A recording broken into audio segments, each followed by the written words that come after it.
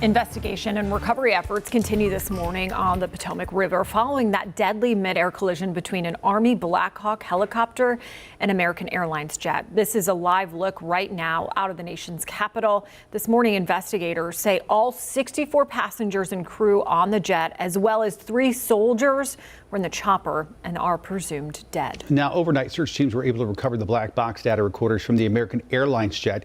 And this morning, those boxes are headed to a federal lab. More than 300 first responders involved in the recovery efforts so far. As we speak, families of those victims making their way to that crash site to help identify their loved ones.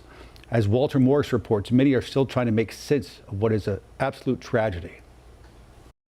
She texted me that she said we're landing in 20 minutes. That was the last thing Hamad Raza heard from his wife, Asra Hussein. And by the time he arrived at Reagan National Airport, less than a half hour later, he realized something was very wrong. So I was waiting, and I started seeing a bunch of EMS vehicles speeding past me, like way too many than normal. And 2, my texts weren't going through. Raza watching the massive response from Terminal 2 as hundreds of first responders raced to the rescue. Asra Hussein was one of 64 people on board American Airlines Flight 5342 that collided with a military helicopter as it approached DCA Wednesday night. Raza says she was in Wichita for work and never made it home.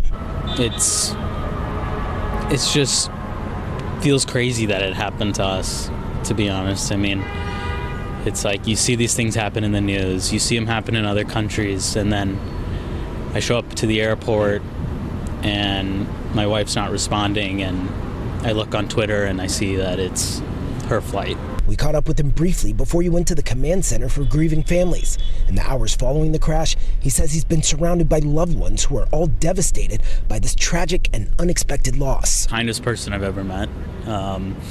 She went above and beyond, and then took a giant leap over that.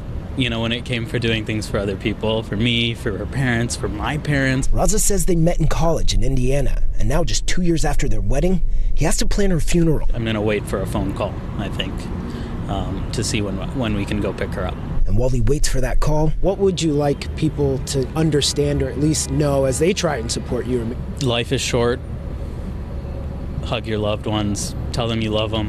When they're getting on a flight, check up on them. Text your family when you land.